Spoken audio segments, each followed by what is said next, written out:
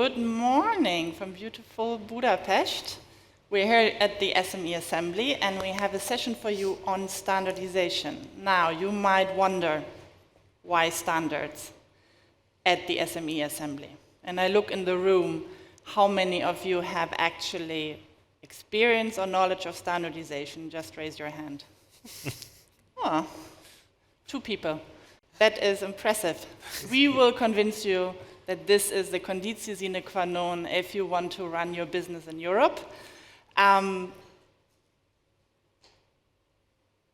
We will discuss today why standardization matters to SMEs and what needs to happen to have more SMEs in the standards development. Because I'm Sophie Müller, I work for the European Commission, I'm responsible for standardization policy. We have a very interweaved approach between our legislation and standardization in the single market. So if you are to sell your product, you better know about standardization because there's a high chance that you will need to comply with a standard for safety, for interoperability, even now for cybersecurity reasons. And if we talk about legislation, we absolutely need to make sure that these standards, of course, also are respectful of our societal needs, which means our civil society actors, but in particular SMEs, we want to have around the table when these standards are being developed. Now, of course, all SMEs in Europe know about standardization, they have huge legal departments, they have enormous technical capacity to now know what happens where, what they need to bring into the standards development. Well, they don't. And today we have some experts that will discuss why they care about standards and what they believe can be done to facilitate the life of an SME. I am extremely happy that we have a real expert who knows what he talks about. I do not. Johannes Springfeld, please come to the stage. He runs a roofing company in Austria, and he is one of the few real SME experts around the table. So thank you very much for being here today. Then we have Alexandra Horn and Athena Panayota from national standardization bodies in Germany and in Cyprus, from DIN and the Cypriot Standardization Organization, who do their best to bring standards and SMEs together. And last but not least, we have Andrea with us today. He is the voice for SMEs in Europe from Small Business Standards, and he will make sure that you understand a little bit what at EU advocacy level is happening. So, Johannes, we start with you. Yes. Why do you think an SME should be engaged in standards? It allows us to take out a lot of retesting, reassurances, and so on out of our daily lives, because we can just confide in the standard. If it's made to specification of that standard, just makes everything so much easier and more frictionless. Yeah. And it's important that SMEs are involved in this process to have testing methods that are feasible for everybody, for example, in our product standards and so forth. The issue in participation for me is more so an issue, well, as old as mankind, time and money. For example, for me, I spend about 25, 30 days a year on SEN level and standardization, which doesn't include any reading time or anything else, just meeting days, basically. And that means a lot of weekends of overtime in my own company. And yeah, basically, you have to regard it as a hobby at this point, because otherwise you can't really justify it anymore. Well, that is not very encouraging in the end. I take from that you get engaged because you see the added value in your daily life as an SME owner. And I think it's important to be involved. Yeah. To have that bigger picture. And yesterday's lecture was also about diversity. I think it's a bad idea to have standards that are only developed by billion-euro companies that won't help anybody in the market. When you go to a technical committee, how many SMEs do you see around the table? It depends on the sector, but not too many. And I suppose many of your SME colleagues share similar concerns in terms of the resources, etc. Yeah, I think it also starts by how do you define an SME? We have an SME definition. Yeah. Yes, but it's like, yeah. There's very few companies of my size, for example. So my company, I have 10 to 15 employees, depending on the time of the year in the roofing business. So there's no companies my size on the European level, for example. It just doesn't exist. Yeah. And can you just tell us shortly how you discovered the world of standardization? I mean, if you are running a business, you're very busy with your daily life. Why, as an SME owner, did you think one day, I will participate in the CEN Technical Committee on roofing? Well, one thing leads to the next thing. I think especially in the construction sector, standards are incredibly important, because if something goes wrong and it goes to court, what's the judge going to use as the basis of his judgment? It's the standard on how you install, how you execute and plan things. And one thing led to the next. And I also teach classes on roofing standards in Austria. Mm-hmm. So that's, I think, another problem on how to engage SMEs in how to use standards. There is a literacy issue in the sense that you really have to hold their hand and just take them through a standard and explain, okay, it's always the same format. This is your definitions and your references. And if you look at the table, it's always formatted in the same way in all the standards that correspond to each other, and have to explain to them how to use it, because nobody ever taught them how to use the standard. Yes. So that's a real issue. And I think by doing that, you can also kind of channel people into standardization work later on, because there's just not that many people qualified enough to work on standards. Enough talent, yes. Yeah.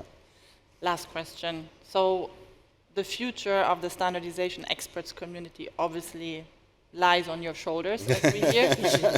How prospective, or how do students actually react when you come with a very, sometimes people think standards is very boring or very, it's for the geeks or something. At the end of your career, here you're talking to young people. I think if you make them aware of the legal implications of not following the standard, they're pretty receptive to it. Yeah. So that definitely helps. Mm. It's like any law. If there is no punishment, people don't really... Just as a nota bene, we're working on a huge initiative on education and skills, and we're currently in the high-level forum. We developed a certificate for students that can be rolled out across universities in Europe, so that they then teach the same module. Thank you very much. Thank you. Now, Alexandra Horn, you're the head of SMEs at the German Institute for Standardization at DIN. Why don't you tell us a little bit about why DIN actually cares and what you experience in your daily life? Yeah, well, first of all, thank you very much for the invitation. I think it's really interesting to have this topic, standardization, in this kind of event, especially what Mr. Gams mentioned about strategic procedures. I think standardization is a very strategic tool for SMEs, and I'm very happy that we started with the practical part. Why do we do standards? Because we need it for companies like yours.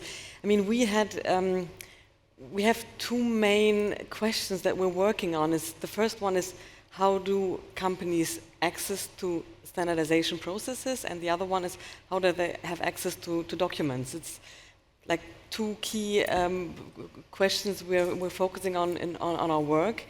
And if you try to find the right tools to make this happen, we have seen that there are three activity areas, let's say, to actually find solutions for these questions: access to standards, access to standardization process. And the first is really awareness. It sounds a bit easy, but we really need awareness for for the benefits of standards for companies. So that's how we actually started with our activities. My position was quite new at Dean. There was no SME person at Dean, so that's how I started, because before I came to Dean I had no ideas about really what standards is exactly. So we did a big awareness campaign for SMEs to talk about the benefits, and we didn't really talk about the standards, we talked about the topics you are actually busy with as a company. Let's say you want to have a new business case with AI, why should you know about standards? So yeah, I mean, that's really, I think, important to take the perspective of the companies and see what are your topics, and then build on that and explain why standards are important, to know about the role of standards in this topic. So awareness is the first point. The second is really information about standardization. We have 4,000 committees at Dean, so many topics. How can you know where your topic is taking place in our organization? So we developed a tool which is pretty much straightforward. It's a standardization monitoring tool, and it's a kind of push-pull mechanism. You push your topics, you say, these are the topics that are interesting for me, please give me the tailored information I need to know. And this works really well. It's really it helps you to keep track on the topics that take place. Like when something new is starting, a new committee that would be important for you, you would get the email, you know, this one is starting, you can get engaged. Second, there is some comments you can provide on this work item. Or the standard is finished, it's ready to use, now you can work with this standard. So second was the information part, and the third one, I mean, the first ones are very much on the short term, you know, you can really get started to topic the challenges. And the third one is a bit more, maybe more on a long term, is education, really, you know, to have the expertise you need to have if you want to become part of this committee. So this is how we try as an organization to find the solutions on all these different levels. And the last thing I would really recommend for any other country is a platform we have. It's the Committee for SMEs. So in this platform we have a exchange with multipliers, because I think that's also important. We can't talk in Germany to 3.5 SMEs. I can't talk to all of them, but we have a lot of chambers and associations, and that's a really good way forward to stay in touch and to know what are the needs. Very interesting. So I suppose that from the trade associations, you get that lever in terms of knowledge sharing.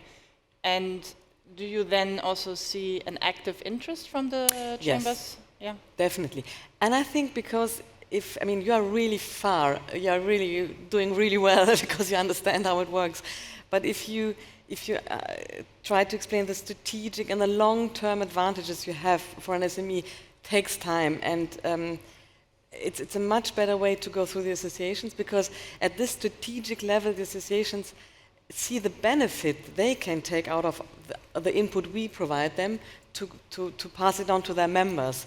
And what also is really interesting with the associations, because we're very much, our work is really based on specific topics, and if this matches to the branch, to the sector, it's a win-win. It's a really good exchange, and at this strategic level, they understand the importance for all their members. So this is a really multiplying effect that we see.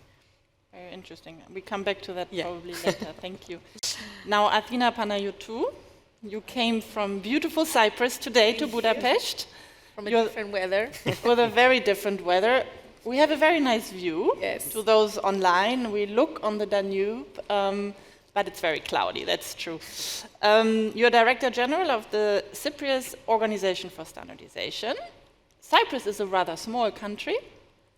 But you care about SMEs and standardization. Well, unlike Alexandra, we don't have an SME division in standardization because, in effect, we work as standards for the SMEs in Cyprus. Like you said, Sophie, more than 90, maybe 5% of enterprises in Cyprus are SMEs.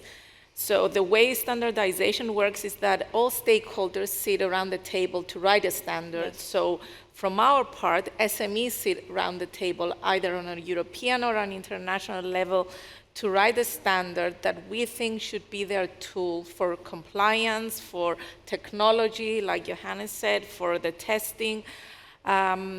Johannes, what we do, we sponsor actually our experts to take part in standardization work. So we are a government organization and we have a budget through the ministry. So the most important thing for us was to make the regulators understand the importance of standardization.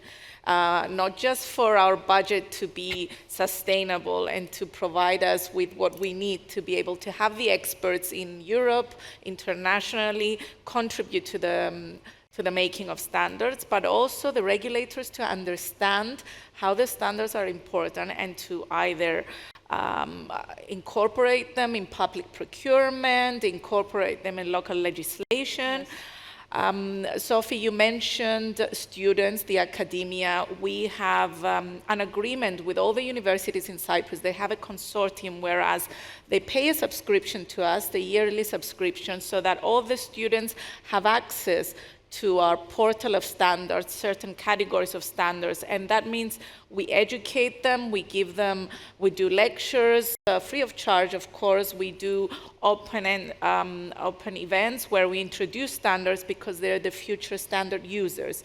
On the other hand, on a government level, the regulators have realized how these standards are important. Our Ministry of Industry and Commerce is subsidizing a scheme where all SMEs have access to 3 standards per year free of charge through a subsidy scheme that the ministry provides.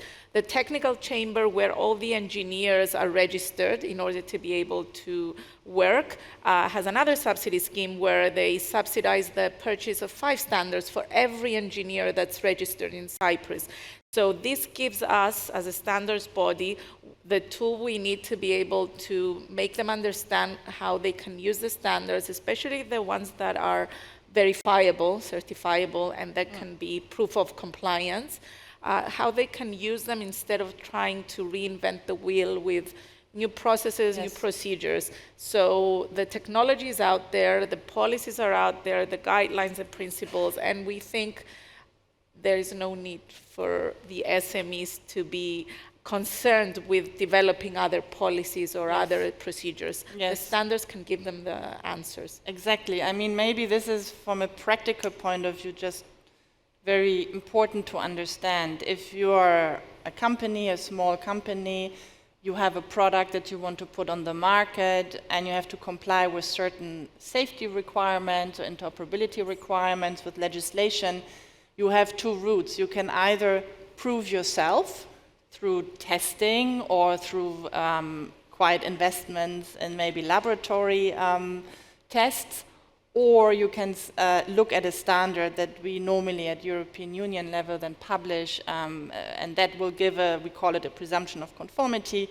And if you then just use a standard where there are established testing methods and established ways to show compliance, you as an SME, you have much less administrative burden as well, and you can enter the EU 27 markets without having to go to Cyprus, Germany, or other markets.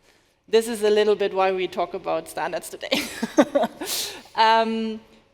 We're very good in time, so I think I will now go to Andrea. You work for SBS, Small Business Standards. You are basically making sure that people like Johannes can participate in standardization. And you have done extremely important work in the so-called high-level forum that the European Commission has set up, where all the stakeholders sit around the table, to sort of identify ways to improve SME participation, overall inclusiveness in the standards process. Why don't you tell us a little bit about your job and what you have found out? Sure. Thank you, Sophie, and thanks to everyone both here in the room and online. I have perhaps the curse of going last, which means that many good points have already been made that I was planning to talk about, but I will still try to say something interesting, regardless. So yeah, indeed, as Sophie was saying, as SBS, Small Business Standards, we are the European association that is tasked with bringing the voice of European SMEs to Brussels, but not only to the European standardization system. We do that, obviously, interacting more on the political side, as Sophie said, by participation, for instance, in the high-level forum, but also with financing and nominating and sending technical experts directly to technical bodies at European and international level. Thankfully, we have Johannes, who is one of the 72 experts that we as SBS we send in 2024 to SENS, Senelec, ETSI, ISO, and IEC. But the work that was referenced in the high-level forum was on inclusiveness in national standardization. So why is national standardization important? That is because it is a feature of the standardization system that countries participate via the sending national delegations to SEN, Senelec, ISO, IEC, which means that if we make national standardization more inclusive, if we have more SMEs in those national technical committees, it means that that is a positive multiplier because the positions developed in each and every country will be more SME friendly, which means that the positions that every country will have to bring also at European and international level will be more SME friendly. And that is how we build standards that work for SMEs and therefore creating a positive cycle, get more SMEs involved and create standards that are more easily implementable.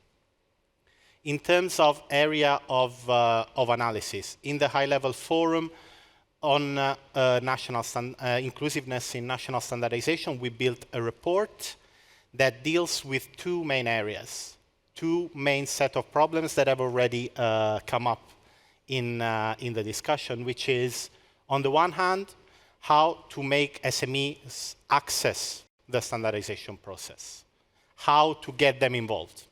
Secondly, as important, how to ensure that there is balanced and effective participation of those SMEs once they are in the system. And those are two very different sets of problems that require different sets of solutions and recommendations to be solved. On the one hand, in terms of access, we have seen already some excellent solutions and some best practices that exist in some countries. For instance, in terms of public funding for free access, so that an SME does not have to pay a membership fee to join standardization work. But time is not enough, money is not enough. We need time as well. Johannes referenced before that he himself, as the owner and manager of an SME, has to spend 25 to 30 working days in standardization work. He's a fantastic example. Not that many SMEs can manage to do that, which is why it's important and we really push for the role of SME associations, both at national and European level, as multipliers, which means that having national and European SME associations act as hubs to pool expertise, to bring experts together, to bring SME practitioners together, so that they can represent a common interest of a, for instance, national SME community or a sectoral SME community, so that it's not on the individual SME to participate, because we know that not that many individual SMEs can participate. So having these hubs and having this pooling can actually be a multiplier and really, really help scaling up the level of participation. On the other hand, effective participation.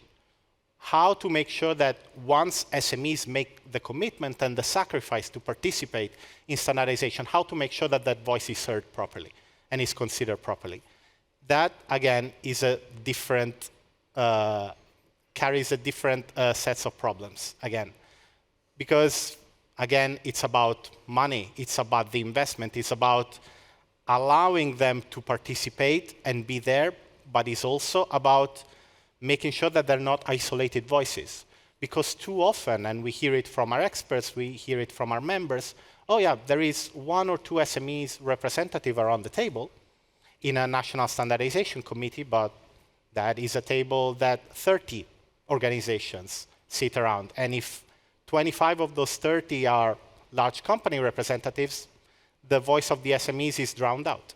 So we need to make sure that there are conditions for that balanced participation. In the report, we identify that, for instance, some NSBs, and Cyprus and Germany are 2 excellent examples.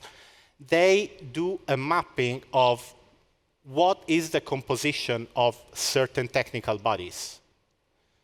But then again, we see that many NSBs, unfortunately, don't do that. So how do we put measures in place so that those NSBs, on the one hand, know the compositions of those technical committees, and 2, even more important, once they ascertain that there is a gap and that SMEs are underrepresented, what is then done to rebalance? So again, this is, perhaps we will see it again in further questions or in questions from the public, but those are the 2 main areas and the 2 main sets of problems that we have to tackle. On the one hand, how to get SMEs in. Second, how to make sure that the SMEs that are in are heard and that their voice is maintained and upheld. Thank you. Thank you so much. I will open the floor very soon. I have one specific question to you. We have heard about the problems and the issues. Who do you think are the key actors who can foster change? I mean, everyone has to pull their own weight and do their own part. We as stakeholders, NSBs, member states, European Commission, everyone has to pull their weight. That's why in our report and in the associated recommendations, we have recommendations literally aimed at all these categories of stakeholders. For instance, on our side, as an SME association, for sure we can do more to try and get at the ground level, to try and get in touch as much as we can with the individual SMEs or smaller and sectoral SME associations, to really try and get as granular as we can, and that is why we try to do, for instance, events at national level. Just next week we will have one in Poland, for instance, to really try and go as close as possible to the real economic system and to the real economic environment and to the individual SMEs to bring them in. NSBs can do still, there are some great examples, but can still do a lot to try and do more. For instance, one of the pretty startling things that we found out is that we have a regulation in place on European standardization that is there since 2012. One of the core aspects of this regulation is access of SMEs to standards. And one of the measures that should be taken is to establish a contact point for SMEs and stakeholders in standardization. Today, after 12 years of that regulation being in place, we see that only 55% of NSBs do that. Only 40% of member states do that. And the regulation is there, the law is there. So it's about taking that from the paper to the real economic environment. And then in terms of member states, in terms of national governments, there is a massive, massive role that they can do. We talk about a lot about, European money, Commission funding, European projects. The real added value and the real underrepresentation in terms of funding, the real fresh money that can come into the system is from the national government. We have a fantastic example here with Cyprus, that even in a smaller country, we see the impact and the massive returns that a strong presence of the regulators and the public authorities in the standardization system can do. Because we see that that public funding can bring the fantastic initiatives that Athena was talking about. The free membership, the absence of membership fees, the agreements for free download of standards by students, by engineers, the subsidies even for experts to go and participate in Sense and Elec meetings. We see how much a strong presence of the public sector and the national authorities can bring some amazing results that really, really can improve all aspects of SMEs participation. Okay. So it's not only the Commission, it's also the national authorities. I'm relieved. Okay, before, at the very end, I will ask you if you had a magic wand, like a wand, what would you want to happen? I will now open the floor. So, exactly. Good, okay. This is the first time I do Slido this way. So you see the QR code on the screen, but also for those who are currently connected online, you can send us questions directly through Slido, but also in the room, you can raise your hand, you can ask us certain questions. We will just ask you to really use the microphone, because otherwise people will not understand you. I'm just looking at little helpers for the microphone, and it is coming, and we have already the first request for the floor. Please shortly introduce yourself and then let us know what we can do for you.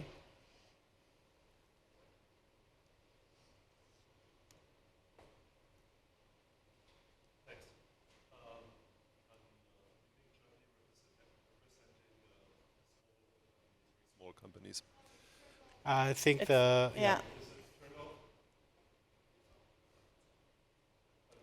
Yeah, now it's, yeah. Yes, does it work? Yeah, perfect. Now it works. Can you give examples for useful standards in the roofing or maybe in the IT software industry? Is it about materials, standardization on materials, or also of processes? And what industries is it interesting for? Just like craft and industry, or also for service industry? And what minimum size of companies, what minimum size should companies have to participate in this and profit from it? I think mainly the question is to you, but I can tell you, so around the table, we like to have everybody. So from our legal point of view, from our regulation, and this comes into place when standards are used for specific public policy purposes, so to underpin our legislation. I sometimes call standardization the technical underbelly of our legal acquis, not very legally correct, but, and it applies to many, many different areas, from construction to machinery, to lifts, to cable cars, and now also in all the new technology areas like artificial intelligence, cybersecurity, data, hydrogen, batteries. So if you want the movement of goods and more also services within our single market, largely depends on these standards. And for a small company, we like to see them participating, of course, so that a standard that then will be used in Europe does not close them from participating in the market, but also that they can use a standard. So if you are then a small company and you might not have a big legal department, you need to be able to actually implement the standard. So these are the two policy reasons why we believe standardization is very important and why it is a topic for startups, SMEs, or micro enterprises. But Johannes has a much better view on why he cares. This is all the theory here. So. Well, at the SEN level, we usually only do product standards, no or very little installation, execution, planning, and so forth. But at the end of the day, me as the roofing contractor, I'm still the person using the product. And usually all the technical committees, it's product managers, it's engineers, they don't have that access to the market, or they aren't in the market as I am. So just from that point of view, it's just really important to be at the table, to get a standard, to get a product that I can actually use later on site. And the whole installation, planning, and so forth is usually more on the national level. Maybe you can give a concrete example of when there is a standard, when you then do the installation, what do you actually use from the standard?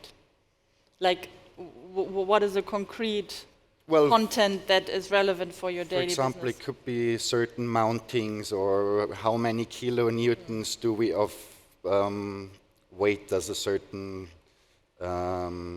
safety anchor need to... This is, for example, a safety critical standard on personal protective equipment. So obviously my people on the roof use that every day. So I have a vested interest in that being a good standard and having thresholds that won't allow any accidents, for example. Yeah. Can I just Please, add some little example, because I think the question was also whether there, where does the potential of a standard end, and I think that's endless examples. I would like to give one example which is really interesting for SMEs. We worked on a specification for IT security for SMEs, and that was about the process of consulting about IT security in SMEs. So this really shows, a service to why do you need a standard for a service? Because I think what companies saw in Germany, that there were many services, many consultants, but maybe they had the right solution for the wrong problem. You know what I mean? To get some quality in this consultancy service. So this is really what really helped. We have a broad. It's very, very positively. There's a broad use of this standard because companies are very happy to have this quality orientation through the standard in consultancy. You want to come in there? Yeah, if I may, on this, thank you for the question. And I think it was two questions in one. And on the one hand, it's absolutely both products and services. For instance, and linking that to, there is no company too small to participate. Just to try and bring an example from that answers both questions. We have now one of our experts, who is the founder and owner of a micro enterprise of, I think, 4 or 5 employees, who works in ICT and in Wi-Fi solutions.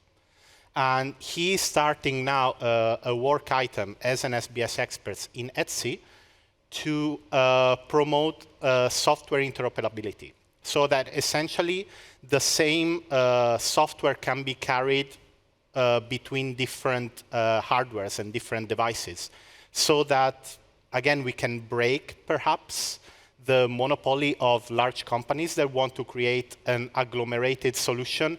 If you buy our hardware, then you also need to have our proprietary software. And that doesn't work for us. That doesn't work for SMEs, because so many SMEs actually are involved at all stages of the different supply chains and in different aspects. So really breaking up that market and those proprietary solutions is absolutely crucial for us. Yeah. And we see how we can have those roles, and a small, tiny micro enterprise in northern Italy of 3 employees could, if everything goes to plan, in 18, 24 months, because things take time, be the driving force behind the standard that creates software market interoperability for millions of SMEs across Europe. So that is the added value of SMEs in standardization, both at national and at European level. Very nice examples. Thank you. I had someone still in the room, and then we also have 2 questions on Slido, which we will take afterwards. Hi, I'm Sanja. I'm head of the center dealing with innovation from Serbia, and also I'm chairing the thematic group Women Entrepreneurship in the Enterprise Europe Network. 10 days ago, there was a conference of the Enterprise Europe Network here in Budapest, and a very interesting panel on the implementation of the ISO standard 56000 related to innovation. So I revealed the new world with that standard, by the way. I haven't heard about it before. And I'm wondering how much is this implemented by SMEs across Europe? And is it compulsory to implement in which cases it is compulsory for SMEs to implement this standard? As far as I learned, it has been launched recently. Thank you very much. Again, a very concrete example. I think Andrea might have the reply to this. Yeah, thank you for the question. Actually, this is something that we are quite involved in, because actually one of our technical experts contributed to the drafting of the 56,000 family of standards. So if I remember correctly, the 56,002 standard ISO 56,002 was only published a few months ago.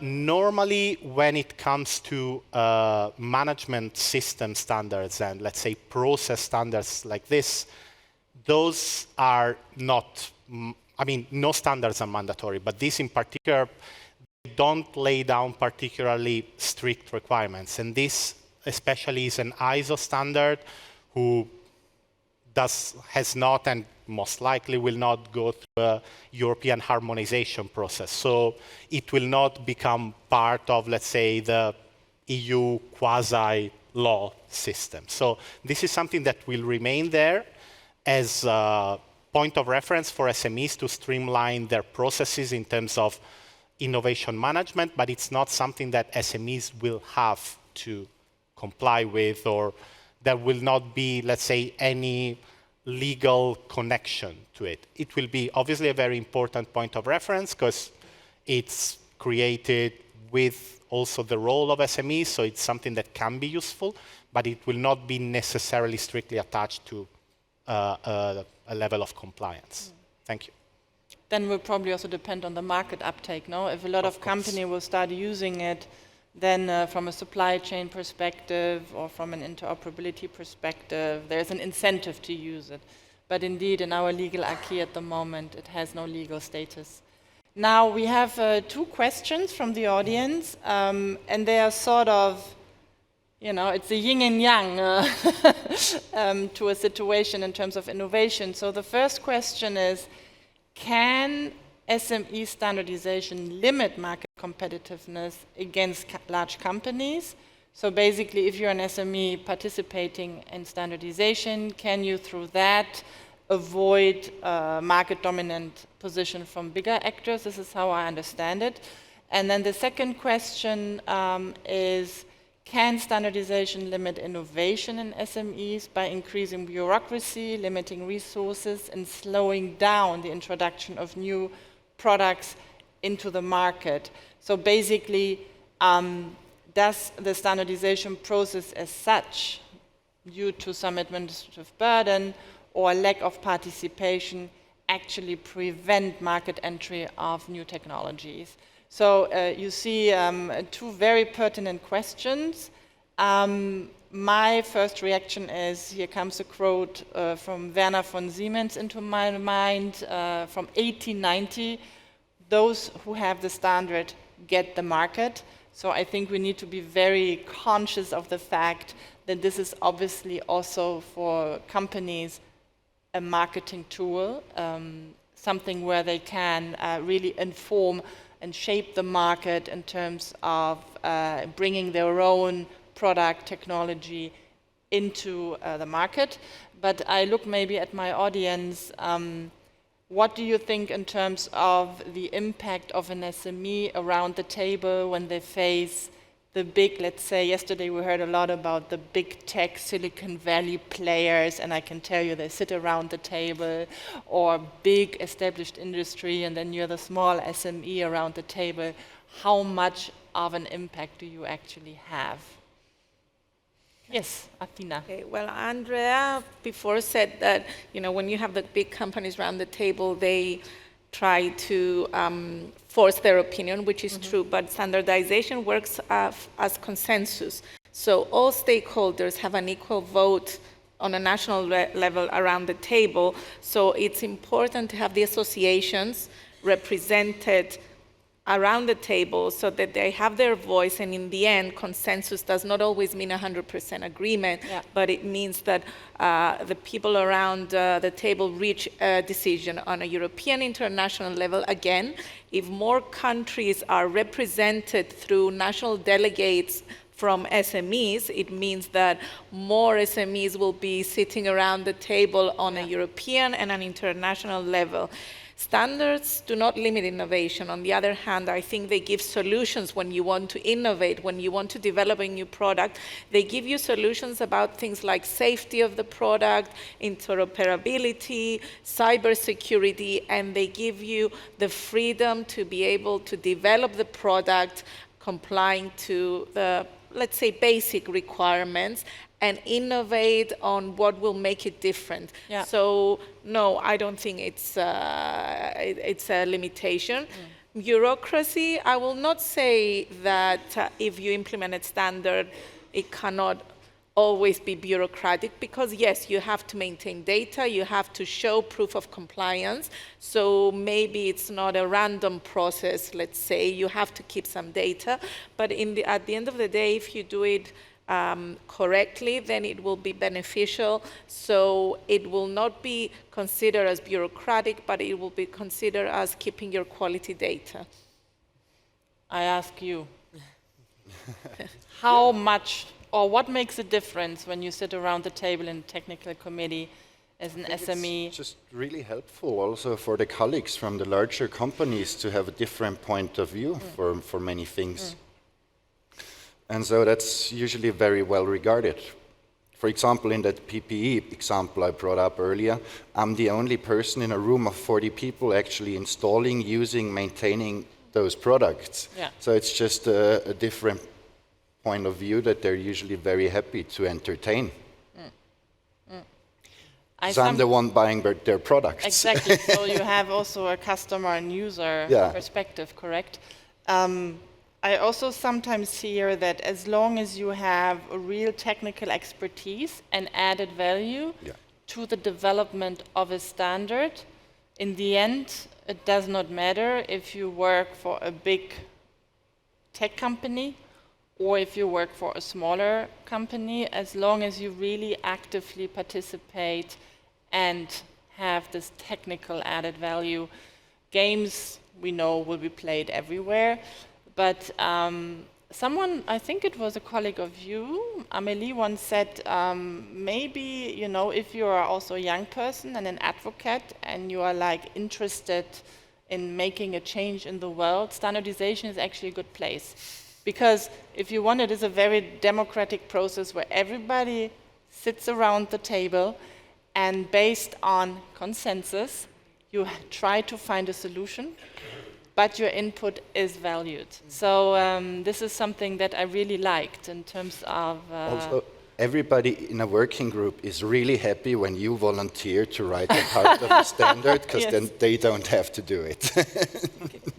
Yes, Alexandra. Some remark on the innovation question, because this question comes again and again, and I personally think it's the other way around. I think if you're working on innovation, it's so crucial to know about the instrument of standardization. Because in the end, if you're, for example, in the medical devices area, in the end, if you want to put your idea, your innovation on the market, you should know that there is a conformity assessment, and you should know that by the end of the day, before you step into the market, you need to fulfill this request. So it's so good to know about standardization when you start with your innovation, and to actually then, it's crucial to know when it's the right moment to work on standards. But without standards, it can be very difficult at the end not to have the access to the market. And we have one example of a startup in Germany. He worked on an AI, medical devices sector, and an AI solution. And he really showed, it was so impressive, the outtake he had with the standard, the visibility on the market, the access to clients, he wouldn't have had without the standard. And it was so, you know, from an entrepreneurial point of view, it was just money, earned money with the standard. And sometimes you have to say it as clear as that. It's something very entrepreneurial, although strategic and on a long-term plan. But in the end, it comes together and it brings you some real benefit. Yes. If I may, very briefly, I think that both questions are very interesting, and perhaps, they are aspects that sometimes are a little bit misunderstood. On the issue of the competitiveness against larger players, there is an advantage to SMEs by participating to a level playing field. If everyone plays by the same rules and has to follow the same standards, those differences in time, resources, turnover, they don't disappear, but they get a little bit flattened. So that's why it's crucial that SMEs contribute to writing those rules and to participate in that level playing field. On the issue of innovation, we have, I think, very good points have been made. For SMEs, it's important to have standards, to use standards, to scale up, to have presumption of conformity. On the other hand, we have to recognize the barriers that SMEs have to face when intervening in standardization. We have to recognize that they have to make sacrifices to participate in standardization. So there could be, let's say, a short-term issue with, oh yeah, this year I might have to dedicate less time to my SME because I participate in technical work. We need to make that investment worth to SMEs. We know that they have to make a sacrifice to participate. We know that they have to invest time, money, weekends, as Johannes was saying, to participate in standardization. All of our work should go towards making that bargain worth it, making that sacrifice worth it. Only then we will have more SMEs participating and participating more effectively. Comes back to the business case. Exactly. Always about the business case. Yes. Even for a public authority, but if it's a big company or a small company, the added value of that investment needs to be very clear. I don't see any more requests for the floor or last call. No? Okay, but then I would, yes, please.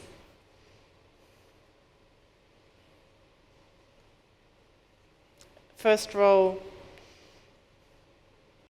the gentleman. Thank you. Is it working? Yes.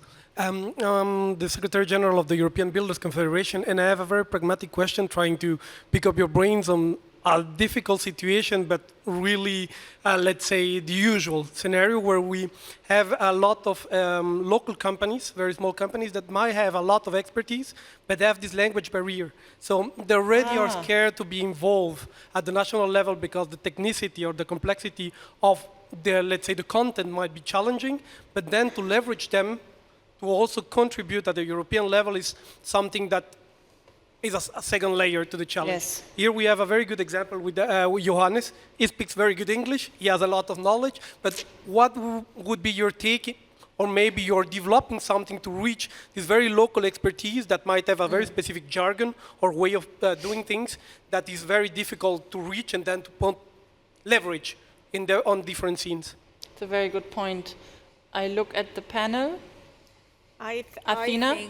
I think it's the National Standards Organization work, this, bringing the experts from each country around the national table and getting this information from them, their demands, their requirements, and then one of them or a standards officer will relay that to the European standardization bodies. So I think this is the job, and also